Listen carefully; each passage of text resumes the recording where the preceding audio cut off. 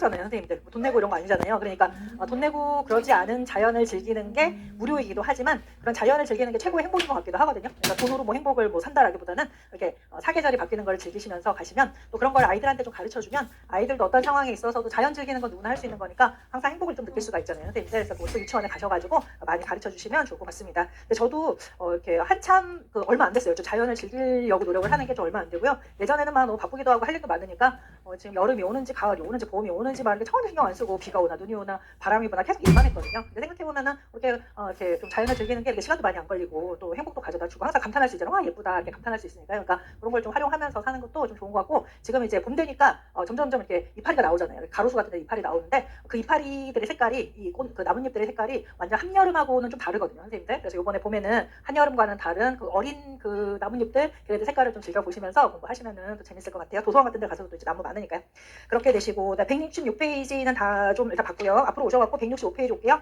행동주의 이론은 스키너하고 관련이 있고요, 선생님들. 지금 언어 발달 쪽으로 해서 지금 보시는 거예요, 선생님들. 그다음 스키너는 1번 보세요. 언어와 사고는 환경과의 상호작용을 통해 시작된다. 행동주의 이론의 기본 전제는 배치설이잖아요. 아무것도 안 갖고 태어난다라는 것이고 머릿속이 완전 빈 상태로 태어나서 후천적으로 그 다음서부터 집어넣어지는 그런 정보에 의해서 뭔가의 발달이 일어난다라고 하는 거니까 후천적인 환경과의 상호작용이 매우 중요하다라고 얘기를 하는 거죠. 그러니까 환경과의 상호작용을 통해서 언어가 발달된다 이렇게 얘기를 했고요.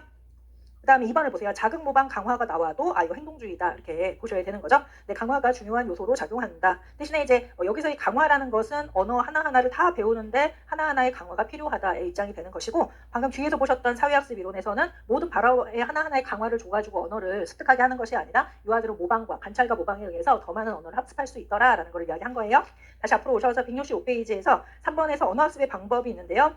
얘네들은 이제 계속 공부를 했는데 계속 안 나오다가 최근에 한 번 나왔어요, 선생님들. 그래서 저도 이제 강의할 때 이거 계속 우리 외우고 있는데 계속 안 나오는데 언젠간 한 번 나오겠죠 했는데 나왔거든요. 그러니까 또 이제 외워두셔야 될 것 같아요. 일단은 외우실 게 요구 반응, 접촉 반응, 반향적 반응 세 가지를 좀 중요하게 공부하시면 좋겠고요. 그 다음 리을, 미음, 비읍에 있는 거는 안 나온 책도 있거든요. 그러니까 강론서에 어떤 책은 나와지고 어떤 책은 안 나와져 있습니다. 그 다음에 기출에서는 디귿에 있는 반향적 반응의 기출이 나온 것 같거든요. 요게 기출 나와서 일단 언어학습의 방법에서 모든 그 언어 발달 이론에서 나오는 내용은 기억에 있는 요구 반응, 미은에 있는 접촉 반응, 디귿에 있는 반향적 반응이다라고 생각하시면 되겠습니다. 반향적 반응은 뭔가 그 명칭은 어디다 붙였는가 한번 볼게요. 내용은 쉬워요. 우연히 어른의 말을 모방했을 때 어른이 불 그랬는데 아이가 불 이렇게 하면은 어머 얘 지금 불이라는 말 한 거야? 라고 하면서 칭찬해 주잖아요. 얘네 천재인가 어떻게 불이라는 말을 벌써 할 수 있지? 이렇게 칭찬해 주죠. 그럼 그 아이가 불이라는 말은 그 다음에도 할 수가 있다 이렇게 얘기를 하는 거예요. 그래서 어른의 말을 모방했을 때 여기다 밑줄 하시면 되겠어요. 그다음에 칭찬과 보상 강화는 항상 따라오는 거예요. 기억, 니은, 디귿에 다 따라오는 겁니다, 선생님들. 칭찬과 보상 강화를 받으면 불이라는 말을 아이가 습득할 수가 있다 이렇게 얘기를 하는 거죠. 모방했을 때. 그러면 기억에 있는 요구 반응은 언제냐? 요구 반응은 요구나 요청, 명령 등의 상황에서 영유아가 밑줄에 보세요. 어떤 발음을 하게 되고 어떤 발음을 좀 우연스럽게 하게 됐을 때 성인이 요구, 요청, 명령을 들어주면서 그 말을 여기까지만 밑줄 하시면 되겠습니다. 그 말을 반복해서 들려주면 언어가 습득된다 이렇게 얘기를 합니다. 어떤 거냐면 영유아가 예를 들어서 예를 보면 물과 비슷한 발음을 듣고 물을 주면서 그래 이거 물이야 라고 얘기한다는 거죠. 근데 물이라는 말은 좀 이렇게 우연찮게 나올 수 있는 말이에요. 물 이렇게 할 수 있잖아요. 물 했는데 물 달라고 해서 물을 갖다 줬어요. 이렇게 했을 때 아이는 물을 요청했다고 보고 그다음에 성인들이 거기 물을 갖다 줌으로써 언어가 습득된다. 그게 이제 반복된다는 거죠.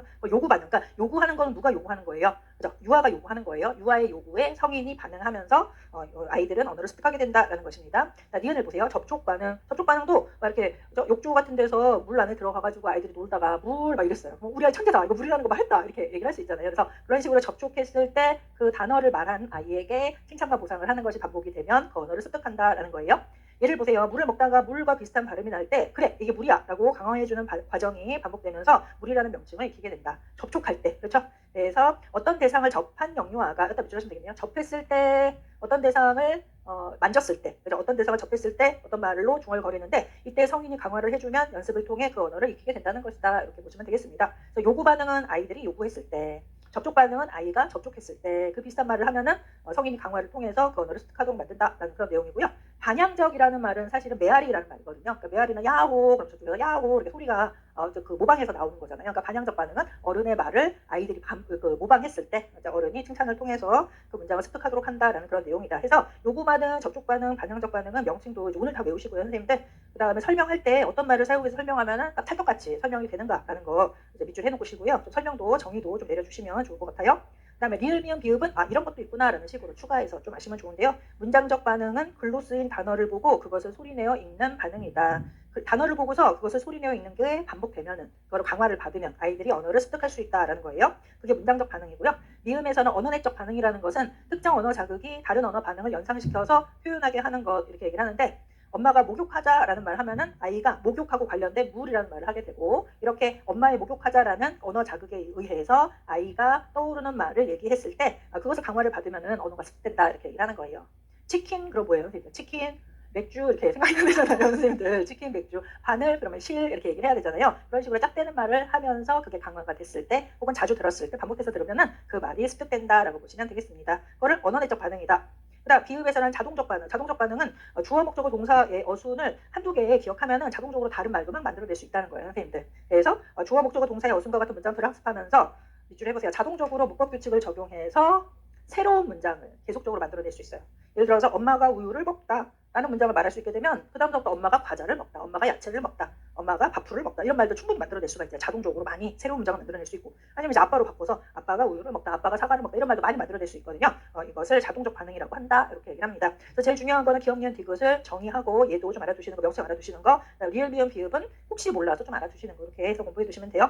4번을 보세요. 행동주의는 비판도 되는데요. 영유아의 창조적인 언어 사용. 아이들이요 이제 그 예로 많이 나오는 게 머리카락이라는 말을 배우잖아요. 아이들이 머리카락이라는 말은 아이들이 왜 배웠냐면 백지설이니까 성인이 누군가 머리카락이라는 말을 해서 그 말을 잘 듣고서 한번 따라서 말했는데 그래 너 머리카락 얘기하는 거구나 뭐 이런 식으로 가르쳐 줘가지고 머리카락이라는 말을 알게 되었다라고 하잖아요. 근데 머리카락이라는 말을 하던 아이가 어느 날 다리카락이라는 말을 쓰는 거예요.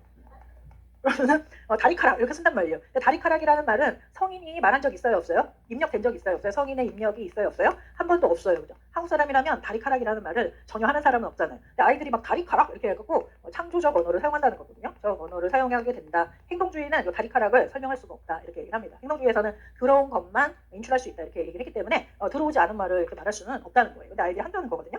이렇게 얘기를 합니다. 그래서 기억, 영유아의 창조적 언어 사용 혹은 급속한 언어량 모든 거를 다 강화해 주지도 않았는데 갑자기 어떤 시기에 갑자기 말이 엄청 늘어지거든요. 늘어나거든요. 그러니까 증가가 돼요. 그래서 그것은 모방과 강화만으로는 이룩될 수 있는 것이 아니다. 니은 보세요. 때와 상황, 즉 때와 장소, 대상에 따라 달라지는 언어 표현. 이건 이거 화용론하고 좀 관련이 있었잖아요. 그래서요. 이런 것들은 이런 주입식 반복 학습 훈련에 의해서 형성되지는 않는다. 이렇게 이야기를 합니다. 되셨어요. 이 정도로 보시고요. 넘어갈게요. 사회학습 이론에서는 모방, 관찰과 모방에 의해서 말을 많이 습득할 수가 있다. 성숙주의에서는 준비도를 이야기했어요. 읽기 준비도라는 말 기억하시고 가로넣기도 나왔거든요. 선생님들 읽기 준비도가요. 그렇게 보시면 되겠습니다. 그다음 4번을 보세요. 생득주의 이론을 볼게요. 생득주의 이론도 사실은 크게 봐서는 성숙주의 안에 좀 들어가져 있어요. 그러니까 이미 어떤 능력을 가지고 태어난다라는 걸 이야기하는 것이고요. 생득주의 이론의 대표 주자는 촘스키하고 레넨버그라는 사람이다. 대부분 이제 촘스키를 이야기하는데요. 촘스키의 이 명칭들을 좀 기억하셔야 돼요. 촘스키의 내용들은 최근까지도 기출에서 잘 나오고 있거든요. 그래서 여기 나오는 명칭 정도 이제 아시면 되겠습니다. 일단 기억에 있는 언어 습득 장치라는 말을 기억하셔야 돼요, 선생님들. 촘스키는 뭐라고 했냐 하면 요거는 행동주의잖아요, 선생님들. 행동주의고 그 다음에 생득주의 볼게요. 생득주의에서는 촘스키가 보니까 아무리 말을 잘 가르쳐줘도 원숭이는 말을 못하고 사람만 말을 할 수 있어요. 그죠? 그 다음에 뭐 다른 고릴라도 말 못하고 하잖아요. 근데 사실 침팬지하고 사람하고 유전적으로는 5%밖에 차이 안 난다고 하거든요. 침팬지 될 뻔했어요. 5%는 그래서 침팬지 될 뻔했네요. 겨우 다행이다 이렇게 생각하는데 그래서 생득주의는 원숭이는 말을 못하고 5%밖에 차이 안 나는데 인간은 말을 한다라는 거는 인간이 태어나면서부터 뭔가 컴퓨터 같은 언어를 말할 수 있는 컴퓨터 같은 이런 하드디스크를 가지고 태어난다 이렇게 얘기를 한 거예요. 이런 프로그램을 갖고 태어난다. 이거를 언어 습득 장치라고 했어요. 언어 습득 장치. 이 언어 습득 장치는 인간 유일이다 이렇게 얘기했어요. 인간 유일. 원숭이도 없는 거예요. 이 언어 습득 장치는 이렇게 얘기를 했습니다. 그래서 A번을 보세요. 인간이 언어를 습득할 수 있게 해주는 가상의 생물학적 언어 습득 기제. 가상의가 중요하죠. 언어 습득 장치가 뇌 어디에 있습니까? 그럼 몰라요. 모르는데 아마 언어 습득 장치 같은 것이 있어서 인간은 말을 할 수가 있을 것이다. 이렇게 얘기를 한 거예요. 그래서 가상의 생물학적 언어 습득 기제 가지고 태어나는 이렇게 얘기를 하시면 되겠습니다. B번을 보세요. 그래서 언어 습득 장치가 있기 때문에 인간은 말을 할 수 있다. 이렇게 얘기를 한 거거든요. 그래서 보세요. 인간은 이런 언어 습득 장치가 있기 때문에 다리카락이라는 말은 한 번도 안 들어봤지만 다리카락도 얘기할 수가 있다. 이렇게 얘기를 하는 거예요, 선생님들. 또 행동주의에서는 입력이 아주 정확하고 섬세하고 올바라야 정확하고 섬세한 말을 할 수 있다. 이렇게 얘기를 했는데요. 생득주의에서는 입력이 그렇게 정확하지 않아도 좀 약간 입력이 조금 약간 불완전하더라도 아이들은 말을 다 배울 수 있다. 이렇게 얘기를 했거든요. 그러니까 입력은 좀 덜 두루하고 입력된 내용이 좀 후져도 그다음에 제대로 된 말을 아이들은 만들어낼 수가 있어요. 그거를 얘기하면서 이것이 바로 언어 습득 장치의 증거다 이렇게 얘기를 했거든요. 그래서 B번을 보세요. 인간은 양적 질적인 면에서 불완전한 언어 자료가 투입되더라도 이거 행동주의를 비판한 거죠. 근데 행동주의는 들어온 것만큼만 얘기를 할 수가 있다 이렇게 얘기를 한 거고 하지만 촘스키는 들어온 게 조금 약간 불완전해도 문법적으로 완전한 문장을 다 얘기할 수 있더라 이렇게 얘기를 한 거예요. 왜냐하면 언어 습득 장치가 있기 때문에 이렇게 얘기를 한 것이고요. 10번을 보세요. 지능에 관계없이 기본적인 모국어는 습득할 수 있다. 이렇게 얘기를 했습니다. 그래서 뭐 이런 거 있잖아요. 미국에 가면 거지도 영어를 잘하더라. 뭐 이런 거 있잖아요. 그래서 모국어라면 학력에도 상관없이 연습에도 상관없이 지능에도 상관없이 어느 정도의 언어를 구사할 수 있다. 이렇게 얘기합니다. D번을 보세요. 유아는 인위적인 언어 훈련을 받지 않아도 따라서 인위적인 언어 훈련은 형식적인 언어 훈련이죠. 우리 행동주의에서는 이런 형식적인 언어 훈련이 매우 중요하다. 그냥 강화를 많이 해줄수록 언어를 많이 배운다라고 했는데 하지만은 우리는 언어 습득 기제에 언어 습득 장치를 갖고 있으니까 이런 훈련이 없더라도 모국어 습득하는 거는 모두 다 할 수 있다. 이렇게 얘기한 거예요. 출생 후 4에서 5년 안에 언어 능력이 아주 놀라운 속도로 발달하더라 이겁니다. 그래서 이 설명들은 B번, C번, D번의 설명들은 언어 습득 장치의 증거들이다. 이렇게 얘기한 거예요. 언어 습득 장치의 증거. 그래서 다리카락이라는 말 하는 것도 언어 습득 장치가 있으니까 창조적인 말을 이리저리 만들어낼 수가 있다. 이렇게 이야기를 했어요. 그다음에 언어 습득 장치하고 좀 비슷하게 보편 문법이라는 그런 어떤 개념 같은 거를 만들었는데요. 보편 문법이라는 것은 A 보세요. 모든 언어에 보편적으로 내재하는 문법이다. 이렇게 얘기를 했습니다. 근데 생득주의에서는 이제 보세요. 한국에서 태어난 아이가 있고, 그다음에 미국에서 태어난 아이가 있고, 그다음에 중국에서 태어난 아이가 있다. 이렇게 하면은 얘네들은 생물학적으로 다 인간이니까 비슷한 언어 습득 장치를 가지고 태어날 거 아니에요. 그죠? 이렇게 된다. 근데 태어나자마자 출생 시에는 한국 아이도 보편 문법을 가지고 태어나고 보편이라는 것 자체가 어떤 지역적인 거에 특수성이 전혀 없이 모든 전 세계의 사람들이 다 가지고 있다라는 그런 의미거든요. 그다음 미국 아이도 보편 문법을 가지고 태어나고, 그다음에 중국 아이도, 뭐 일본 아이도 보편 문법을 가지고 태어난다 이렇게 얘기를 한 거예요, 선생님들. 보편 문법이라는 거는 대부분 이거예요. 얘네들 다 공통적으로 명사 같은 게 있죠. 어떤 언어든 다 명사는 있잖아요. 동사도 있잖아요, 그죠? 그 다음에 어떤 원인을 나타내는 어떤 문법적 체계가 있고, 뭐 도구를 나타내는 문법적 체계가 있고, 혹은 뭐 비슷한 말 반대말 이런 것들이 사실은 한국어, 영어, 그다음에 중국어에 다 있을 거예요, 선생님들. 그래서 그런 것들을 보편 문법이라고 한 것이고요. 대신에 이제 한국에서 태어난 아이들은 거기 보세요, 매개변인이라는 말을 쓰는데요. 한국어의 매개변인의 매개변인을 만나게 돼요. 매개변인, 한국어의 매개변인. 그 다음에 미국 아이는 미국에 태어나면 영어의 매개변인. 그 다음 중국어는 또 중국어의 매개변인을 만나게 돼서 태어나서부터 이런 매개변인을 만나게 되면 보편 문법이 이렇게 달라져서 한국어는 한국에서 태어난 아이는 한국어를 얘기할 수 있는 거고 한국어. 그 다음에 미국에서 태어난 아이는 영어를 할 수 있게 되고, 그다음 중국에서 태어난 아이는 중국어를 할 수 있다 이렇게 얘기를 한 거예요. 이렇게 설명했습니다. 이것들은 여기에서는 보편 문법은 일단 가지고 태어나는 것이다 이렇게 얘기를 하는 것이고요. 그다음에 한국어를 했던가 영어를 했던가 중국어를 하게 되면 이제 더 이상은 얘네들이 소통이 안 되잖아요. 그래서 이런 것들을 개별 문법 이렇게 얘기를 했습니다. 개별 문법 이렇게 설명합니다. 그래서 보편 문법이랑 개별 문법을 차이를 잘 보시면 되겠어요, 선생님들. 이렇게 차이가 있다. 한번 보실까요, 선생님들? A번 보세요. 읽으면서 한 번 더 이해를 한번 해볼게요. 모든 언어에 보편적으로 내재하는 문법이다. 이거는 그냥 가지고 태어난다는 거예요. 이러한 문법적 체계, 이런 문법적 체계. 문법이라는 건 원래 문법적 규칙이잖아요. 규칙을 얘기를 하죠. 내재하는 문법이다. 이는 일종의 생물학적인 기제라는 소리는 가지고 태어난다. 인간이라면 누구나 이런 언어적 체계를 가지고 태어나는데 생득적 가지고 태어나며 모든 인간, 저 아마존에 있는 어린이도 마찬가지고 저기 뭐 알래스카에 있는 어린이도 마찬가지고 모든 인간의 공통적으로 존재한다고 했고요. 2번을 보세요. 인간은 모두 보편 문법을 선천적으로 가지고 태어나서 보편 문법 네모 한번 해보세요, 선생님들.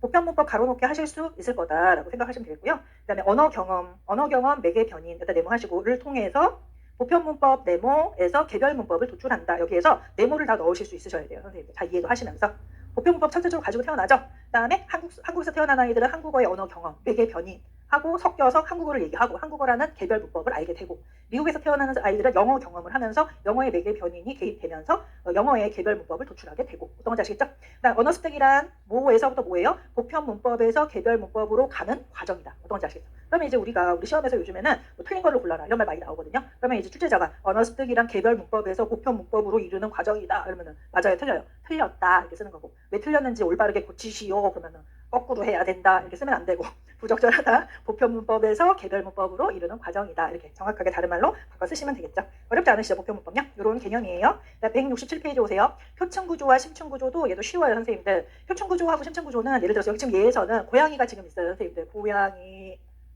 저희 집 고양이는 쥐는 못 잡을 것 같아요. 고양이는 꼬리가 이렇게 길잖아요, 선생님들. 눈도 이렇게 되고, 너무 토끼처럼 그렸는데 토끼처럼 그래서 고양이 이렇게 해가지고 다리가 지금 있고요. 다리가 이렇게 있고 다리가 있고, 얘가 이제 쭉 뻗어가지고 누구를 잡았냐면 쥐를 잡았어요. 우리 고양이들은 쥐는 무서워하고 도망갈 것 같아요. 쥐 나오면 쥐 꼬리 이렇게 대부분 그리잖아요. 쥐를 이렇게 잡았다. 이 상황이 하나의 이제 의미라고 생각할게요, 선생님들. 의미예요. 의미 상황이죠. 상황. 고양이가 쥐를 잡았어요. 키키 이러면서 막 재미로 막 잡았어요. 이렇게 되면은 이걸 갖다가 표현에 있어서 표현을 할 때 어떻게 하냐면, 고양이 입장에서 표현하면은 고양이가 쥐를 잡았다 이렇게 표현하죠. 하지만 쥐의 입장에서 표현하면 쥐가 고양이에게 잡혔다 이렇게 표현합니다. 이게 되시죠, 선생님들? 그러니까 의미는 동일한데 표현의 형태는 두 가지로 다르게 표현할 수 있어요. 그래서 촘스키는 이것에 좀 주목을 해가지고 어떤 말을 썼냐 하면요. 얘네들 표현으로 이렇게 달리 나타나는 거를 얘를 표층 구조다 이렇게 얘기했어요. 그다음에 요거는 요 의미적, 의미의 요 구조를 얘를 심층 구조다 이렇게 얘기했어요.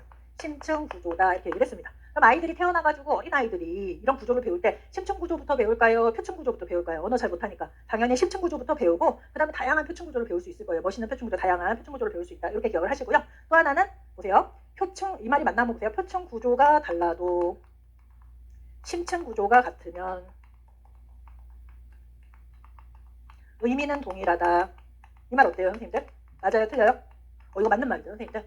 표층 구조는 다를 수 있어요. 다른 말 쓸 수 있다는 거예요 선생님들. 하지만은 심층 구조가 같으면 심층 구조 요 상황 요 의미가 같으면은 그럴 때는 의미는 동일하다 이렇게 얘기를 하는 거죠. 여기에서 마찬가지로 가로 넣기가 나와서 바꿔서 쓰여지면은 틀린 게 되는 거예요. 예를 들어 심층 구조가 달라도 표층 구조가 같으면 의미는 동일하다 이건 틀렸다 이렇게 골라내시면 되겠습니다. 이것도 시험 잘 나오거든요 선생님들. 그래서 헷갈리게 생겼잖아요 선생님들. 그래서 표층 구조랑 심층 구조가 뭔지를 먼저 아셔야 돼요. 그러니까 표층 구조란 밑줄 할까요? 구문 규칙에 의한 문장의 외형적 구조. 외형적 구조는 뭐 능동 형태 써도 되고 수동 형태 써도 되고 뭐 어떻든 상관없잖아요.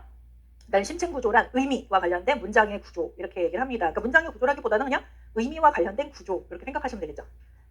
그래서 유명한 말은 뭐냐면 B번이에요 선생님들. 표층 구조가 바뀌더라도 심층 구조가 같으면 문장의 의미는 달라지지 않는다 이렇게 얘기를 합니다. 여기에서 표층 구조 네모, 심층 구조 네모 이렇게 하셔가지고 써라 그러면은 넣으실 수 있게끔. 그다음에 틀린 걸 골라라 잘 따져보셔가지고 헷갈리시면 안 되는 거예요. 그다음에 예를 보세요. 고양이가 쥐를 잡았다, 고양이가 쥐에게 잡혔다라고 한다면 두 문장은 무슨 구조가 달라요?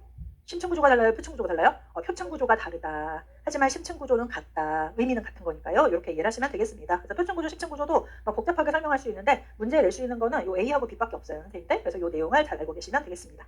그다음에 2번을 보세요. 레넨버그도 우리 발달심리에서 공부를 하셨는데요. 언어 습득은 유아들의 내부에서 유발되고 언어를 학습하는 것은 자연적 능력이다. 내부에서 유발, 밑줄 살짝 하시고 자연적 능력 이런 말들은 약간 성숙주의하고 관련이 있어요. 그냥 가지고 태어나면서 연령의 변화에 따라서 자연스럽게 발현되는 것이다. 이렇게 얘기를 하는 것이고요.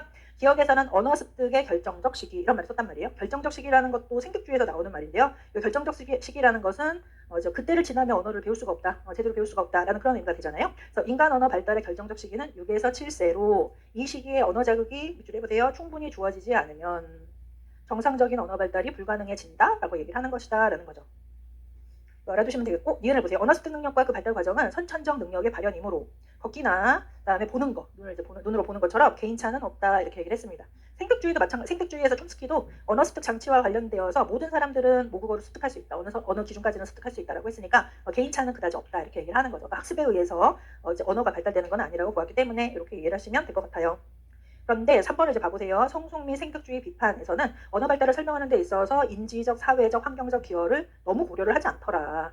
예를 들어서 어떤 아이는 교수님 집안에 태어났어요. 부모님이 교수님이고 또 언어 관련 교수님인데 그 안에서 태어난 아이들은 언어를 조금 더 빨리 혹은 정확하게 언어를 쓸 수 있을 거예요. 그죠? 어떤 집은 언어를 잘 쓰지 않는, 말을 거의 안 하는 침묵의 집안에 태어났어요. 예를 들어서 집안 사람들이 말을 거의 안 해요. 그런 아이가 태어나면 언어 발달도 조금 늦을 수 있고 그다음에 대화 스킬도 좀 낮을 수가 있잖아요. 하지만 촘스키의 그 생격주의 이론에서는 그런 것들을 주로 고려하지 않았거든요. 왜냐하면 언어라는 건 다 언어 습득 기제를 통해서 만들어진다 이렇게 생각을 했으니까요. 그래서 그것이 하나의 비판점이 된다 이렇게 얘기를 합니다. 이건 보세요. 모방과 강화의 의존도가 높은 초기 언어 습득. 초기 언어 습득은 완전 어린 애기들. 처음 단어를 배우는 아기들. 그런 아기들은 좀 모방도 해줘야 되고 강화도 좀 해줘야 언어를 빨리빨리 알 수가 있잖아요. 그런 습득에 대한 설명이 한계가 있더라. 이렇게 얘기를 하는 것입니다. 되셨어요? 그 다음에 선생님들 거기 레넨버그는 결정적 시기라는 말을 썼잖아요. 위에서요. 근데 오른쪽 잠깐 보세요. 이것도 제가 발달심리에 설명드렸는데요. 민감기라는 말이 있다. 결정적 시기는 어떤 특별한 심리적 특성이나 행동의 획득이 이루어지는 특정한 시기라는 의미로 유출해 보세요. 그 시기를 지나면 특정 능력을 절대로 학습할 수 없다는 기본 가정이다. 이렇게 얘기를 한다는 거죠. 근데 만약에 이런 결정적 시기만 맞다라고 하면은 성인 외국어 학원은 다 망해야 돼요. 그죠? 성인들은 이제 결정적 시기 지났으니까 6, 7세 이후에는 언어 못 발달하잖아요. 근데도 이제 열심히 배우고 있잖아요. 성인 언어 학원이 있단 말이에요. 그래서 민감기라는 그런 개념을 쓰는데 민감기는 특정 능력이 발달하는데 민감하게 반응하는 최적의 시기가 있다라고 얘기를 하는 건데 민감기라고 얘기할 때는 그 민감기가 지나더라도 열심히 하면 학습할 수 있다 이렇게 얘기를 했습니다. 그래서 하는 그런 개념이다. 그러니까 결정적 시기하고 그 뒤에가 좀 달라요. 앞에는 비슷해요. 그죠? 그 언어를 학습할 수 있는 가장 좋은 특정한 시기가 있다라는 말은 민감기하고 결정적 시기가 같지만은 결정적 시기의 개념은 그 시기를 지나면 아예 배울 수가 없다는 소리고 민감기는 그 시기를 지나면 아주 그렇게 잘은 아니지만 노력에 의해서 어느 정도 배울 수는 있다 이렇게 얘기를 하는 거예요. 그렇습니다. 여기까지 잘 이해가 되셨다면 이제 5번으로 가볼게요. 인지적 상호작용주의 이론이 지금 있는데요. 이것도 이제 중요하게 보셔야 되는데 일단은 그 아래 그림이 있어요. 선생님들 이 그림을 외우셔야 되는데 피아제의 사고와 언어 발달 과정 이렇게 적혀져 있거든요. 피아제는 일단은 성숙주의도 아니고 행동주의도 아니에요. 그죠? 그러니까 행동주의는 후천적인 환경에 의해서 뭔가 발달한다. 성숙주의는 후천적인 게 중요한 게 아니라 생격적으로 가지고 있는 것이 매우 중요하다라고 얘기를 했는데 피아제 같은 경우는 사실은 둘 다 중요하다 이렇게 얘기를 했잖아요. 그래서 환경과의 능동적 상호 과정과 평형화 과정 이렇게 설명을 하는데요. 일단 그 아래를 보시면 자폐적 사고 그다음에 가운데에 자아중심적 사고, 그다음에 형식적 사고가 나타난다 이렇게 얘기를 했어요. 그래서 사고에 따라서 자아중심적 사고는 한 전조잡기 정도 되겠죠, 선생님들. 전조잡기. 형식적 사고는 뭐 구체적 조작기에서 형식적 조작기 정도가 되겠죠, 선생님들. 그래서 사고가 발달함에 따라서 언어가 발달하더라 이렇게 얘기를 했고요.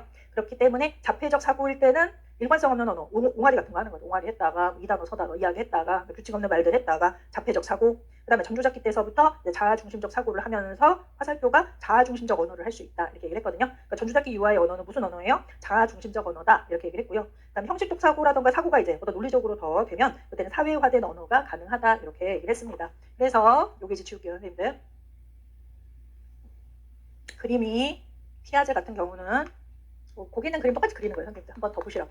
피아제는 일단은 가장 중요한 피아제의 그 어떤 그 중심적인 어떤 전제가 되는 개념은 사고 발달이 먼저 일어나고 그 다음에 언어가 사고에 따라서 일어나더라 이거예요, 선생님들. 그래서 거기 책에도 167페이지에 그 5번의 제목 바로 아래 동그라미 1번 보시면 언어와 사고에서 사고가 언어를 결정한다 이렇게 써져 있어요, 선생님들. 그러니까 사고가 먼저 발달하고 그다음 그거에 맞는 언어가 그 다음에 발달하게 된다. 이 순서를 좀 기억을 하시면 좋겠습니다. 나중에 또 설명드릴게요. 그래서 맨 처음에는 뭐였어요? 자폐적 사고. 사고가 있을 때는 일관성 없는 언어, 일관성이 없는 언어가 나오고 그 다음에 자아중심적이라는 말은 자기중심적이라고 써도 돼요. 사고를 할 때는 뭐예요? 자기중심적 혹은 자아중심적 언어를 사용하게 되고 그 다음에 이제 형식적 사고 같은 걸 하게 되면 논리적 사고죠. 사고를 하게 되면 그러면은 무슨 언어를 말한대요? 사회화된 언어를 말할 수 있다. 화된 언어를 얘기할 수 있다. 이렇게 얘기했다는 거죠. 선생님들은 요거 기억하시고요. 특히나 요거를 잘 기억하시고 그다음에 사회화된 언어를 그 다음에 얘기할 수 있다. 이렇게 보시면 되겠습니다. 그럼 기억을 한번 보세요. 언어는 보세요. 인지적 성숙의 결과로 획득되므로 인지 발달이 언어 발달을 결정짓는다. OX 하실 수 있으셔야 돼요, 선생님들. 요 개념이 헷갈리니까. 인지적 성숙의 결과로 언어가 획득된다. 바뀌면 안 돼요. 언어 발달의 결과로 인지가 성숙된다. 이런 말 하면 틀리는 거예요. 피아제 입장에서는 인지적 성숙의 결과로 언어가 획득되므로 인지 발달이 언어 발달을 결정짓는다. 이 말도 기억을 하시고요. 당연히 그러니까 사고가 먼저 발달하고 그 이후에 언어가 발달한다. 그 순서가 그렇게 된다는 것이죠. 자, 리얼을 보세요. 언어 사용 이전에 따라서 언어 사용을 하기 바로 이전에는 밑줄 하세요. 대상 영속성에 대한 개념 형성을 할 수 있어야 돼요. 그러니까 대상 영속성이라는 거는 예를 들어서 옆에다가 있다 없다. 있다 없다라는 말은 어떤 개념이 형성되고 나서 이 말을 배울 수 있을까요, 선생님들? 대상 영속성. 그죠? 대상 영속성이라는 개념이 형성돼야 물건이 있다, 물건이 없다라는 말을 할 수가 있다. 즉 사고가 먼저 발달하고 그 다음에 언어가 발달한다라고 생각하시면 돼요. 이것 보세요. 전주잡기 단계 인지적 특성인 자아중심적 사고. 전주잡기 아이들은 자아중심적 사고를 합니다. 이런 사고가 언어에도 반영된다라고 하고요. 2에서 7세의 전주잡기 유아는 인지적으로 미숙, 일단 주라시고요. 인지적으로 미숙하다는 거는 즉 자아중심적 사고를 하고 있다는 거예요. 그죠? 하여 타인의 생각이나 지각 감정을 자신의 것과 구별하지 못하므로 조망 수용 능력이 없기 때문이죠. 선생님들 자아중심적 사고하면은 조망 수용 능력 없으니까 다른 사람의 생각을 잘 모르잖아요. 따라서 비준해 보세요. 의사소통을 위한 대화가 제대로 이루어지지 않고 어떤 언어를 사용한다는 거예요. 자아중심적 언어를 사용하는데 의사소통을 위한 대화를 사회화된 언어라고 얘기를 할 수도 있겠죠. 선생님들 사회화된 언어가 의사소통을 위한 대화다라고 볼 수가 있을 거예요. 그렇게 이해를 하시면 되겠고요. 읽으면서 이 말이 이 말이고 이 말이 이 말이구먼 이렇게 잘 이해를 하시면 좋을 것 같아요. 자, 리을을 보세요. 피아제는 사고의 발달을 깊이 뿌리 박힌 개인적이고 자폐적인 심리 상태, 아까 자폐적 사고 나왔죠, 선생님들. 로부터 그 다음에 자아중심적 사고와 관련된 자아중심적 언어를 거쳐서 그 다음에 사회화된 언어로 가는 점진적인 유주하세요. 사회화 과정으로 보았다. OX 할 수 있게끔 다 만들어 주셔야 됩니다. 아주 중요한 것만 제가 모아놓은 거거든요. 아주 핵심이에요, 선생님들. 하지만 이 말만 알면은 피아제를 다 이해할 수 있어요, 사실은요. 자, 넘겨가 보실까요? 168페이지 오세요. 그렇다면은 2번을 보세요. 아동의 언어 발달에서 이 자아중심적 언어란 무엇이냐라고 피아제는 좀 정의를 좀 내렸거든요, 선생님들. 일단은 자아중심적 언어는 비의사소통적인 말이라고도 할 수 있죠, 선생님들. 왜냐하면 자아중심적 언어로부터 의사소통을 할 수 있는 의사소통적 말로 얘가 순서가 바뀐다. 그 과정, 그 바뀌는 순서가 있다라고 했으니까 자아중심적 언어라는 거는 비의사소통적인 말이다라고 볼 수가 있겠습니다. 그래서 다시 읽어볼게요. 자아중심적 사고에서 비롯되는 언어 표현 형태로서 유줄해보세요. 다른 사람과 의사소통할 목적이나 의도가 없이 하는 언어 행위. 일단 유줄하시면 되겠고, 그러면 다른 사람과 의사소통할 목적이나 의도가 있이하는 거, 의도가 있는 거, 이거는 무슨 언어라고 할 수 있을까요? 그 아래 사회화된 언어. 사회적 언어, 사회화된 언어라고 할 수가 있을 것이다. 이렇게 이해를 하시면 되겠습니다. 근데 그렇게 다른 사람과 의사소통할 목적이 없이 말하는 언어 행위다. 그다음에 이는 인지 능력이 발달함에 따라서 인지가 계속 발달하면은 이제 자아중심적 언어는 점차로 줄어들고 어떤 언어가 계속 많아져요? 사회화된 언어가 계속적으로 증가할 것이다. 이렇게 얘기를 하는 거죠. 이렇게 잘 이해를 하시고 그래서 자아중심적 언어를 외우셔야 됩니다. 선생님들 맨 처음에 반복 아이들이 이제 뭔가 하다가 랄랄랄랄랄랄랄랄랄랄랄 이렇게 그냥 의미 없는 말을 반복해서 한다. 종이 뭐 이렇게 하면은 때로 반복이 되는 거예요. 유아가 좋아하는 단어나 구절을 반복하거나 흥얼대기로 하고 행동에 따라 리듬에 맞추어 무슨 말인지 모르는 거 하는 거. 이렇게 반복하는 거는 다른 사람하고 상호작용을 하는 것이 아니잖아요. 다른 사람하고 상호작용하는 거는 내가 알고 있는 정보를 상대방한테 얘기하고 상대방이 알고 있는 정보를 내가 습득하기 위해서 의사소통을 하기 위해서 하는 건데 뭐 이렇게 반복하는 거는 그런 의미가 전혀 없다는 거죠. 그다음에 두 번째는 독백이 있어요. 독백은 혼자 그냥 중얼중얼 거리면서 어떤 행동을 하거나 하는 것. 그래서 예를 들어서 뭐 씨앗을 어떤 것에 심을 때 땅 파고 씨앗 놓고 흙을 덮자 이제 물 갖고 와야지 이렇게 혼자서 막 이야기한다는 거예요. 이게 되면은 이것도 다른 사람 보러 들으라고 하는 소리가 아니라 혼자 얘기하는 거니까 독백이다 이렇게 얘기를 했습니다. 10번을 보세요. 집단적 독백이라는 것은 다른 유아하고 순서대로 말해요. 다른 유아가 한마디 하면 내가 한마디 하고 또 상대가 한마디 하면 내가 한마디 해서 멀리서 보면 얘네들이 대화를 하고 있나? 이렇게 생각이 드는데 가까이서 가게 되면은 자기 말만 계속 하는 거거든요. 자기 얘기만 해요. 그래서 다른 유아에게 말하는 것 같지만 해보세요. 상호작용이 전혀 없어요.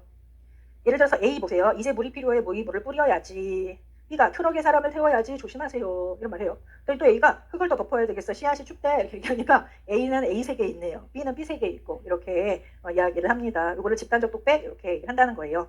최근에도 제가 목욕탕에서 집단적 독백을 들었는데요. 어르신들이 막 이야기하시는데 어르신들 이제 A 어르신들은 딸이 나한테 뭐를 해줬다 이런 거 막 얘기하시더라고. 우리 딸이 어디에서 뭘 갖고 왔어 이렇게 하고 그다음에 B 어르신은 어디 뭐 시장에 갔더니 뭐가 싸더라 이걸 얘기를 하시는데 A 어르신은 계속 딸 말씀을 계속 하시고 B 어르신은 그 시장에 뭐도 있고 뭐도 있는데 뭐가 유명하대 뭐 이렇게 계속 얘기하셔서 이게 바로 집단적 독백이구나 이렇게 생각을 했거든요. 그래서 그거를 집단적 독백이라고 해요. 다음에 니을을 보세요. 사회적 언어, 의사소통적 언어 이렇게 얘기를 합니다. 얘는 유아가 듣는 사람의 관점을 고려해서 표현하는 언어 형태이다 이렇게 얘기를 합니다. 듣는 사람의 관점을 고려해서 표현한다라고도 설명할 수 있고 아까 우리 동그라미 2번의 기억의 두 번째 줄로 설명하면 뭘로 설명할 수 있어요, 선생님들? 다른 사람과 의사소통할 목적이나 의도로 인해 하는 언어 형태 이렇게 볼 수가 있겠죠. 다른 사람과 의사소통할 목적이나 의도로 인해 하는 언어 형태 이렇게 설명할 수도 있겠습니다. 그다음에 예전에는 그 전주잡기 유아들이 이제 우리 출제의 어떤 중심이 되기 때문에 전주잡기 유아들의 단계만 많이 시험에 나왔거든요. 근데 얘네들이 하도 이제 시험에 많이 나오니까 최근에는 막 전주잡기 넘어서서도 막 시험에 내시는 것 같아요. 그래서 사회적 언어도 최근에 한 번 시험에 나왔습니다. 선생님들 명칭이 좀 나온 것 같거든요. 요 A번의 수능적 정보 교환이 문제 나온 것 같아요. 일단 사회적 언어는 언어에 대해서 피아제는 4가지로 이야기했는데 일단 수능적 정보 교환은 상대와 정보를 교환하기 위해 말을 하는 경우다. 이렇게 얘기를 합니다. 정보를 교환한다. B번에선 비판과 조롱은 유아들이 이제 자주 하는데 상대방의 얘기나 행동에 대해 비판하거나 자신을 자랑하면서 우월성을 주장하는 것이다. 너는 이거 없지? 나는 있다. 이렇게. 너는 그거 낡았지? 나는 새 거다. 뭐 이렇게 주로 애들이 이렇게 얘기하죠. 너 거는 작지? 난 이만큼 크다. 뭐 이렇게 얘기하잖아요. 이런 게 비판과 조롱들이에요. 그 다음에 C번 명령, 요구, 위협, 하자 혹은 해라 등의 요구를 표현하는 말이다. 너는 표가 없어서 못 들어와 라는 것은 명령이 돼요. 못 들어온다 소리는 들어오지 마 소리가 되니까 명령의 형태가 된다. 명령, 요구, 위협이 되고요. 그 다음에 D번에 질문과 대답을 보시면 질문하거나 대답하는 거예요. 유아 상호 간에 이루어지는 모든 질문과 대답에 해당 주하시면 되겠습니다. 점차 청자를 의식해서 의사소통 방법을 조절하고 정보 공유, 질문, 감정 나누기도 한다. 슬프니? 나 슬퍼. 이렇게 나중에 가겠죠. 감정 나누기. 이건 뭐야? 사과야. 왜 그런 거야? 몰라. 이런 것들이 질문과 대답이 될 것이다. 이렇게 얘기를 합니다. 명칭을 좀 먼저 외워두셔야 돼요. 수능적 정보 교환, 비판과 조롱, 명령, 요구, 위협, 질문과 대답 이렇게 보시면 되겠습니다. 6번을 보세요. 6번에서는 사회적 상호작용주의 이론, 요거는 이제 비고츠키를 설명하는데요. 이 비고츠키의 사회적 상호작용주의 이론하고요. 그 다음에 앞에 있는 피아제 인지적 상호작용주의 이론은 약간 좀 다르기 때문에 그 차이점에 대해서 선생님들이 좀 인지를 하셔가지고 잘 이해를 하셔야 됩니다. 일단 아까 우리 피아제 같은 경우는 우리 피아제 너무 친하지도 않으면서 친하게 얘기했네요. 비고츠키가 있어요. 비고츠키가 있는데 피아제 같은 경우는 사고가 먼저 생기고 이 사고에 맞춰서 언어가 발달한다 이렇게 얘기를 했는데요. 확실히 비고츠키는 틀려요. 이렇게 좀 약간 차원이 좀 틀린 사람인 것 같아요. 뭐라고 했냐면 사고는 사고대로 발달하고 언어는 언어대로 발달하는 것이지 언어가 먼저고 사고가 먼저고 이렇게 얘기를 하지 않은 거예요. 그래서 사고하고 언어는 다른 뿌리를 갖는다 이렇게 얘기를 했거든요. 이거는 비고츠키의 말이다 라고 생각하시면 되겠어요. 뭐가 먼저라고 하기보다는 보세요. 언어와 사고 보시죠. 사고와 언어는 다른 뿌리를 가지며 이런 말 나오잖아요. 그러면 얘는 비고츠키가 한 말이야 이렇게 생각하시면 되겠어요. 언어는 인간의 정신 발달에 중추적 역할을 한다라고 해서요. 뭐냐면 언어가 발달하면 정신도 더 발달하더라 이렇게 얘기했으니까 사고하고 보세요. 사고하고 언어는 다른 뿌리를 갖지만 어떤 일정 시점에서는 언어 발달이 사고 발달을 견인할 수가 있다 이렇게 얘기를 한 거거든요. 그러니까 언어가 발달하게 되면 사고가 더 발달할 수 있다 했으니까 어떻게 보면 좀 약간 다른 걸 얘기를 하는 거지만 피아제 요 순서하고는 좀 다르게도 설명한 거죠. 언어가 발달하면 사고가 발달하더라. 즉 어떤 거냐 하면 저도 이제 요 교육학과 관련하여서 이제 공부를 할 때 비고츠키 이렇게 해서 사고하고 좀 위에다 쓰려고 한 거예요. 그다음에 똑같아요. 언어. 얘네들은 다른 이제 사고 발달과 언어 발달은 관련이 없고 다른 뿌리를 갖는데 하지만 어떤 일정 시점이 지나가면은 언어 발달이 사고 발달을 돕는다. 중추적 역할을 한다. 이렇게 얘기를 했습니다. 근데 저도 누군가에게 어렸을 때 뭐를 가르칠 때, 그죠? 그 아이가 어떤 내 친구를 예를 들어 가르쳐 준다. 그럼 친구가 잘하는 부분이 있고 친구가 잘 모르는 부분이 있으면 잘하는 부분은 굳이 얘기해 줄 필요가 없잖아요. 근데 잘 모르는 부분을 이야기하는데 또 지나치게 모르는 부분 말고 이 아이가 좀 알 듯 모를 듯한 거를 좀 설명을 해주면 금방 이해가 되기 때문에 그 부분에 있어서 설명을 좀 자주 하려고 저도 노력을 했는데 대학 들어가고 이거를 이제 근접발달 영역이라고 얘기하는 걸 보고 근접발달 영역이라고 얘기를 하는 걸 보고 근접발달 영역에 대한 개념이 더 훨씬 뚜렷하게 된 거죠. 저는 그냥 자연스럽게 그렇게 하고 있었는데 대학 들어가서 이걸 보니까 이런 거를 근접발달 영역이라고 할 수 있다라는 어떤 개념이 생긴 거잖아요. 그러니까 언어는 사고를 견인할 수 있어요. 이렇게 됩니다. 그래서 저도 누구 가르칠 때 근접발달 영역을 신경 쓰면서 가르쳤는데 근접발달 영역이라는 게 있는 거 그 개념 자체를 설명하지 못했기 때문에 저는 비고치기가 못됐을 것 같아요. 선생님들 요거에 대해서 좀 어느 정도 좀 갖고 있었는데 명료한 그 개념 정의가 안 돼가지고 비고치기가 안 됐었던 것 같습니다. 이렇게 얘기를 하는데 그렇기 때문에 다시 오세요. 그 기억의 내용을 잘 이해를 하셔야 돼요. 그래서 니은을 보세요. 사고 발달에는 사고하고 언어는 다른 뿌리를 갖기 때문에 사고 발달에는 언어 이전의 단계가 나타나고 언어를 말하기 이전부터 사고는 있다는 거예요. 선생님들. 그러니까 언어하고 관련 없이 사고가 나타나는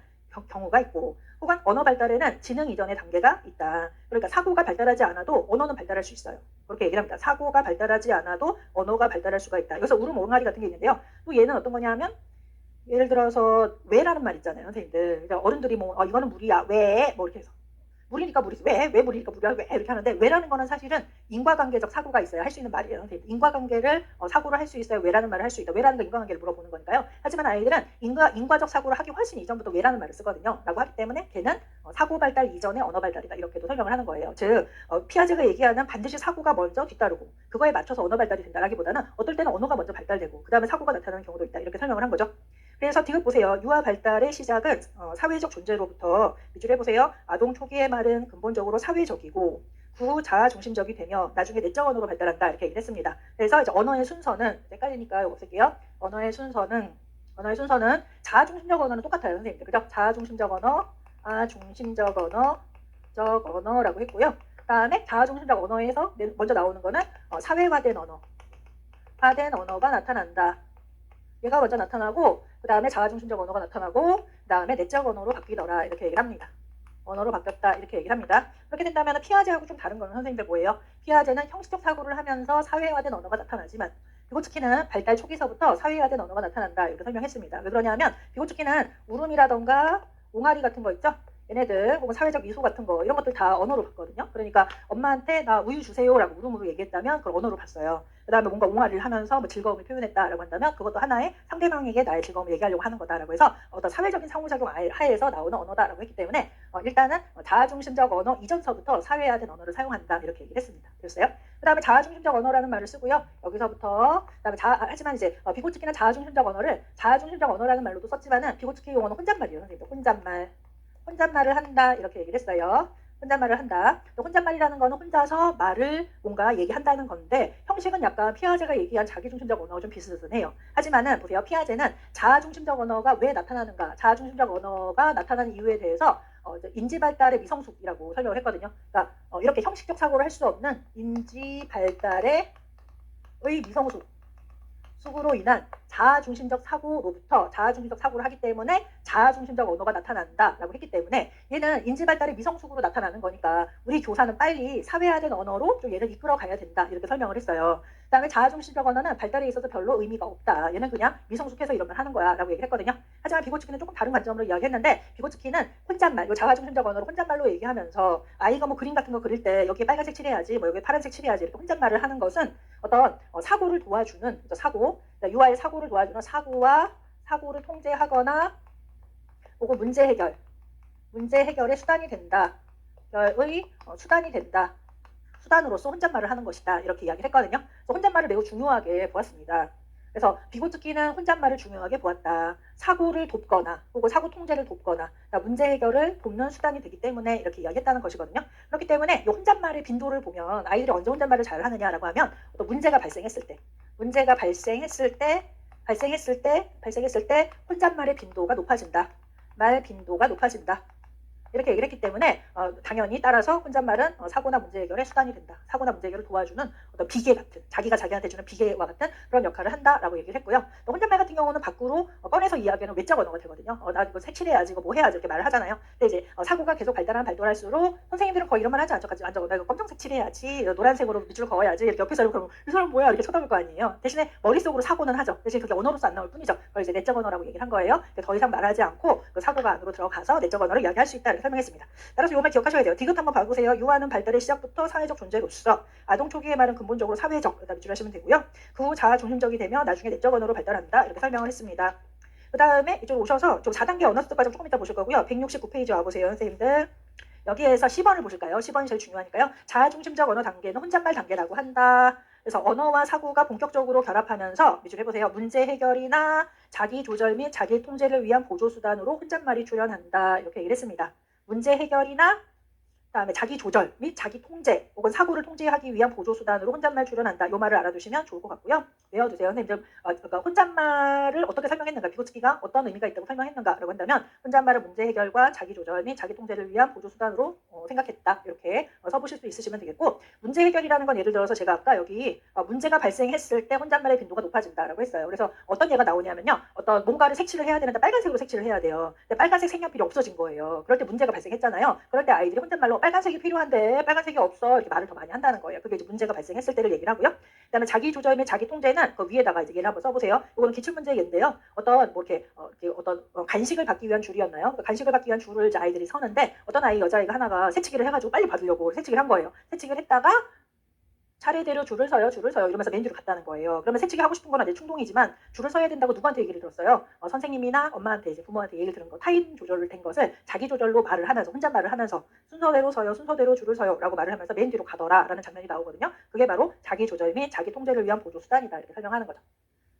근데 저도 요즘에 좀 그런 자꾸 잊어버려가지고 자꾸 이제 나갈 때 잊어버려요. 그래서 자동차 같은 거 이제 타고 가려고 하는데 제가 지하 3층에 자동차를 주는데요. 이렇게 내려가면은 차키를 안 갖고 온 거예요, 선생님들. 그래서 아씨 이러면서 하면은 또 엘리베이터 20층까지 있어요. 그래서 늦었는데 씨 이러면서 막 눌러가지고 빨리 내려와라 이러면서 막 내려오게 하고 왔다 갔다 해서 나갈 때 이제 그 키를 누군가 만들잖아요. 그래서 중얼중얼 좀 하거든요. 자동차 키 막 카드하고 같이 가져가야 돼요. 키와 카드 이러면서 하게 되더라고요. 그래서 저도 자기한테 자꾸 혼잣말을 해서 저희 정신없는 사고를 좀 도와주려고 그렇게 노력을 하거든요. 그래서 이제 그런 내용들, 그런 것들이 이제 혼잣말이다라고 합니다. 그래서 그런 혼잣말들은 내 사고를 도와주니까 옆에를 보세요. 마치 유아가 덧셈을 할 때 손가락을 사용하고 있는 것과 같은 모습이다라고 얘기를 하는데요. 덧셈을 할 때도 그냥 2 더하기 2라고 하면은 머릿속을 막 추상적으로 사고해야 되니까 전주잡기 아이들은 좀 힘들잖아요. 그러니까 아이들이 손가락 2 더하기 2 이렇게 하는 거죠. 그러면 하나, 둘, 셋, 넷, 4 이렇게 얘기를 할 수가 있죠. 그러면 그냥 머릿속으로 생각하는 것보다 손가락으로 하면 얘가 나를 도와주는 거죠. 나의 사고를 도와주죠. 그러니까 당연히 그때에는 이 손가락이 하나의 비계 역할을 한다 이렇게 얘기를 합니다. 어때 비계 설정이라는 건 어떻게 하는 거예요, 선생님들? 조금 뭔가 도와주면은 할 수 있는데 걔가 없으면 할 수 없을 때 약간의 도움을 주는 것이고, 그 다음에 그거를 잘할 수 있다. 자기 조절이 돼서 혼자서 잘할 수 있게 된다면 비계는 더 이상 필요 없죠. 선생님들한테 제가 2 더하기 뭐예요? 가만 계세요, 선생님들. 2 더하기 뭐 이렇게 하는 선생님들은 안 계실 거예요. 우리는 지금은 자기 조절이 다 가능하기 때문에. 하지만 자기 조절이 안 되는 유아들은 어떤 비계가 필요하다. 그래서 비계로서 혼잣말을 사용하거나 아니면 손가락을 사용하는 것이다 라고 얘기를 하는 거죠. D번을 보세요. 내적 언어 단계는 언어가 사고로 내면화되는 단계다. 언어가 사고로 내면 더 이상 입으로 밖으로 외적 언어를 이야기하지 않고요. 그다음에 내적 언어, 속으로 생각한다는 거예요, 선생님들. 그래서 언어는 내적 언어가 되어서 문제 해결이나 행동의 계획 등을 돕고 사고를 이끄는 역할을 한다. 이렇게 이야기를 합니다. 되셨어요? 그다음에 앞에도 살짝 볼까요, 선생님들? 일단 요쪽 다 보고요, 선생님들. 2번을 그냥 가볼게요. 슉 내려오셔서 동그라미 2번 보세요. 비고츠키 이론에서 발견할 수 있는 언어학습의 기본 원리, 기억. 유아는 지식을 구성한다. 지식을 구성한다는 거는 자기 자신에게 필요한 지식을 자기 자신 나름대로 구성한다 이런 말이에요. 자기에게 필요한 지식을 자기 요령껏 자기 나름대로 만들어 간다 이렇게 볼 수가 있겠습니다. 그게 바로 유아는 지식을 구성한다 이렇게 얘기를 하는 거예요. 그다음 니은에서 발달은 사회적 맥락과 분리하여 생각할 수가 없다. 사회적 맥락이라는 것을 오른쪽 보시죠. 참고로 보세요. 유아가 상호작용하는 사람들, 가정과 그다음에 학교와 같은 영향력 있는 사회구조, 문화나 사회적 수준과 그 속에 포함된 언어, 수, 체계, 과학, 기술 등을 포함하는데요. 이런 어떤 사회적 문화 발달이 높은 그런 문화권에서 태어난 아이들은 발달이 좀 더 빠르겠죠. 이런 우리가 주로 얘기하는 발달이 빠르고, 그렇지 않은 문화권에서 태어난 아이들은 발달이 조금 늦을 수 있겠다 이렇게 얘기를 할 수가 있습니다. 다음에 이거 보세요. 학습은 발달을 이끌어낸다 이렇게 얘기를 하죠. 학습이 발달을 도와준다라고 했어요. 근데 피아제는 뭐라고 했을까요, 선생님들? 피아제는 학습이 먼저예요, 발달이 먼저예요? 발달이 먼저예요. 그죠? 사고 발달이 먼저 일어나고 그 사고 발달에 맞는 학습을 배울 수가 있다. 이건 피아제 말이고, 비고츠키는 그것도 맞는 말이지만은 하지만 학습을 많이 하면 발달도 빨라지더라 이렇게 설명을 한 겁니다.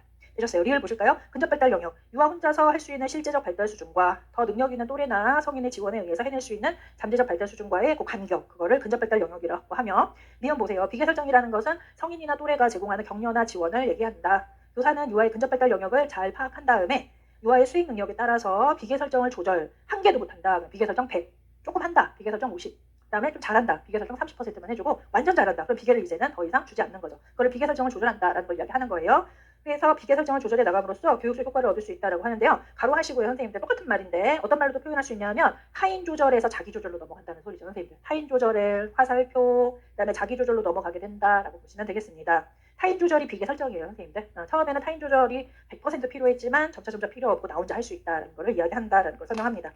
다음에 넘겨가 보세요. 170페이지 3번. 아동의 언어 발달은 비고치기 계속하는 겁니다. 맨 처음에 기억, 사회적 언어서부터 시작한다. 이렇게 보시면 되겠습니다. 사회적 언어, 니은, 자기중심적 언어, 그다음에 자기중심적 언어를 비고츠키는 자기중심적 언어라기보다는 혼잣말이라는 말을 더 잘 사용하였다라고 해서 선생님들도 비고츠키 혼잣말이 나오면 자아중심적 언어라는 말보다는 혼잣말 한번 써보세요, 선생님들. 그렇게 하고 그 다음에 디귿 내적 언어. 내적 언어는 반대말로 외적 언어죠, 선생님들. 반대말로 외적 언어. 외적 언어는 남들이 들을 수 있게끔 소리를 내서 말을 하는 것. 내적 언어는 이제 더 이상 말소리로는 나타나지 않고 사고로만 하는 것. 이렇게 얘기를 하는 거예요. 그래서 내적 언어 좀 보실까요? A번을 보실까요? 다른 사람에게 들리도록 말하는 외적 언어와 구별되는 말이다. 그다음에 구체적 활성을 동반하지 않으며 내적으로 진행하는 언어 활동을 말한다. 우리가 속으로 생각하는 거, 생각하면서 어떤 행동할 수 있다는 거죠. 그렇게 얘기를 합니다. B번을 보세요. 어떤 목표를 달성하기 위해서 자신의 행동을 제어하거나 문제 해결 과정에서 일어나는 내적인 언어 활동을 지칭할 수도 있다. 이렇게 설명합니다. 대신에 이제 입으로는 꺼내서 이야기하지 않는 걸 이야기하는 거예요. 그다음 3번으로 올라가 보실까요, 선생님들? 아동의 언어 발달 다시 사회적 언어는 방금 설명드렸고요. 그다음 니은 보세요. 자아중심적 언어 혼잣말은 피아제는 뭐라고 했어요? 자아중심적 언어는 자아중심적 사고로 인한 인지적 능력의 미성숙으로 인해 나타난다. 요 말 외우셔야 돼요. 요거 그대로 시험에 출제됐어요, 선생님들. 피아제의 입장에서 관점에서 자아중심적 언어가 나타나는 이유를 써라. 이런 식으로 나오거든요. 그러면 왜 나온다는 거예요? 인지적 능력의 미성숙. 대표적인 사고는 무슨 사고? 자아중심적 사고. 그러니까 자아중심적 사고로 인한 혹은 자아중심적 사고와 같은 인지적 미성숙의 결과로 자아중심적 언어를 사용한다고 누가 이야기했다는 겁니까? 피아제가 이야기했다. 이렇게 보시면 되겠고, 하지만 비고츠키는 자아중심적 언어를 둥가둥가 한 거예요. 둥가둥가. 되게 좋은 거다. 아동의 사고 발달에 매우 중요하다. 이렇게 얘기를 하고요. 독백이나 외적 언어와 같은 비사회적 언어는 자아중심적 언어라기보다는 이쪽에 보세요. 목표를 달성하기 위해 전략을 짜고, 저도 이제 키를 안 잊어버리고 가기 위해서 전략을 짜고 자신의 행동을 결정하는 데 도움을 주는 혼잣말, 혹은 문제 해결의 수단, 혹은 사고의 수단, 자기 통제의 수단이 되는 혼잣말, 이렇게 얘기를 하는 것입니다. 그래서 혼잣말은 밑에 집중하실까요? 자기 통제 및 문제 해결과 사고의 수단이다. 이렇게 얘기합니다. 자기 통제 및 문제 해결과 사고의 수단. 그렇게 설명합니다. 되셨어요? 그 다음에 밑에 혼잣말은 목표를 달성하기 위해 전략을 짜고 자신의 행동을 결정하는 데 도움을 주는 것이기 때문에 이쪽에 보세요. 중요한 목표를 달성하려고 할 때 또는 장애물이 나타나서 아까 빨간색 펜이 없어진 거, 빨간색 색연필이 없다는 그 장애 상황에서 혼잣말의 빈도가 훨씬 더 증가한다. 그거라는 거는 뭐 이제 어떤 문제 해결을 하기 위한 하나의 수단이 된다라는 거를 증명한다. 이렇게 설명할 수가 있겠다라고 보시면 되겠습니다. 매우 중요해요, 선생님들. 요 말 여러 번 한번 써보시고 잘 이해를 하셔서 어떤 방식으로 약간 변형돼서 나오더라도 그 말이 그 말이지라고 알아보시면 좋을 것 같습니다. 하지만 제가 가장 자주 쓰는 말로서 다 써놨기 때문에 사실 이 범위를 벗어나기는 쉽지가 않아요. 그러면 문제가 성립이 안 되기 때문에 아마 이런 형태로 설명이 나올 거예요. 168페이지 요것만 보고 잠깐 쉴게요. 리을을 보세요, 선생님들. 168페이지 밑에 이제 리을이 있죠. 4단계 언어 습득 과정이 지금 있습니다. 169페이지에 그림이 있어요, 선생님들. 요것부터 먼저 설명을 좀 드릴게요. 일단은 언어가 있고요. 사고가 맨 아래 있죠, 선생님들. 언어하고 사고가 있는데 같은 뿌리예요, 다른 뿌리예요? 다른 뿌리잖아요. 그래서 다른 뿌리를 갖게 나타나요. 그래서 언어는 비개념적 언어가 나타나고 사고는 비언어적 사고가 나타난다. 솔직히 너무 똑똑한 것 같아요. 이런 거 보면은. 그죠? 또 이렇게 다 정해서 개념을 정리를 했는지 모르겠어요. 그래서 일단 요거를 그래서 초보적 언어 단계 이런 말을 쓰는 거예요. 언어하고 사고가 뿌리가 달라지는 것. 그다음에 사물에 대한 사고가 비조직적이다. 뭐 이런 식으로 설명했고요. 그다음에 두 번째 단계는 상징적 언어 단계로 넘어가서 세 번째는 자아중심적 언어 단계로 올라가서 내적 언어 단계로 가더라라고 했는데요. 우리 가로놓기에서는 대부분 자아중심적 언어 단계에서부터 내적 언어 단계로 간다. 요게 이제 가로놓기에 잘 나와져 있었거든요. 그러니까 혹시 모르니까 초보적 언어 단계, 상징적 언어 단계 이것도 조금 알아두시면 좋을 것 같습니다. 그래서 얘네들이 이제 언어하고 사고가 연결이 되면서 언어적 사고가 나타난다. 이렇게 설명을 했습니다. 그러면은 168페이지 오실까요? 여기에서 아래를 보시면 4단계 언어 습득 과정이 있습니다. 초보적 언어 단계에서 2세경까지 시기로 사고 이전의 언어와 언어 이전의 사고 단계 이 말 나오면 이거 초보적 언어 단계 얘기하는 거구먼. 사고와 언어가 독립된 영역, 다른 뿌리 이렇게 얘기를 한 거예요. 발달하는 특성이다. 그래요. 우르몽아리는 어떤 사회적 언어기는 하지만은 사고와는 거의 직접적 관련이 없다. 이렇게 얘기를 했어요. 169페이지 와보세요. 상징적 언어 단계에서부터 이제 외적 언어 단계가 나타나는데 언어가 사고와 연관되기 시작하지만 연관은 되기 시작해요. 하지만 문법적으로나 어휘적으로 모두 맞는 언어를 사용하지 못한다. 이렇게 주시면 되겠습니다. 문법적으로나 어휘적으로 모두 맞는 언어를 사용하지 못해요. 그래서 보세요. 내일 그러면은 내일이란 말을 만약 아이들이 했어요. 유치원 갔었어. 이게 무슨 말이야? 이렇게 생각이 듭니다. 그래서 내일이란 말이라던가 갔었어라는 거는 시간적 개념이거든요. 시간 개념이에요. 시간을 사고하는 거죠. 시간적 사고는 사실은 공간적 개념보다는 훨씬 나중에 나오거든요. 왜냐하면 추상적이기 때문에 유아들이 사고하기 좀 어려운 개념이 시간이죠. 근데 시간 개념이 잘 발달하지 않았는데도 유아들은 언어를 쓸 수가 있다는 거예요. 대신에 시간 개념이 아직 발달하지 못했기 때문에 언어가 적절해요, 적절하지 못해요. 어휘적으로 적절하지 못한 문장을 만들어낼 수가 있다. 이렇게 얘기하는 거죠. 이게 바로 상징적 언어 단계다. 이렇게 생각하시면 되겠습니다. 언어와 사고가 연관되기 시작하지만 문법적으로나 어휘적으로 모두 맞는 언어는 사용하지 못해요. 예를 보면 인과관계, 조건관계, 시간관계를 이해하기 전에 왜냐하면, 만약, 언제 등의 단어도 사용할 수 있다. 10번을 보세요. 자아중심적 언어 단계는 혼잣말 단계가 됩니다. 이거 아까 설명드렸네요. 언어와 사고가 본격적으로 결합하면서 문제 해결이나 자기 조절 및 자기 통제를 위한 보조 수단으로 혼잣말이 출현한다라고 하고요. 다음으로 나타나는 거 뭐라고요? 내적 언어 단계라고 해서 이 혼잣말하고 내적 언어가 시험에 많이 나오고요. 선생님들. 그다음에 내적 언어라는 것의 반대는 외적 언어예요. 선생님들. 그다음에 혼잣말은 다른 말로 사적 언어라고도 얘기를 합니다. 사적 언어. 사적 언어다. 이렇게 설명을 해요. 되셨습니다. 박스도 좀 받으시고요, 선생님들. 그렇게 중요한 거 우선적으로 보시면 될 것 같아요. 여기까지 해서 일단 개념 설명, 어려운 거는 다 끝냈거든요, 선생님들. 우리가 낑낑거리고 잘 이해를 해야 된다는 걸 좀 제가 천천히 나가면서 개념을 하나하나 좀 만들어 드렸으니까 이거 복습을 좀 하셔야 얘가 좀 굳어지거든요. 복습 안 하시면 이제 강물에 흘러가가지고 이제 하나도 모르게 되니까 오늘 가셔서 복습을 꼭 하시고요. 그다음 우리 잠깐 쉬었다가 171페이지서부터 진도를 또 나가보도록 하겠습니다. 잠깐 쉴게요.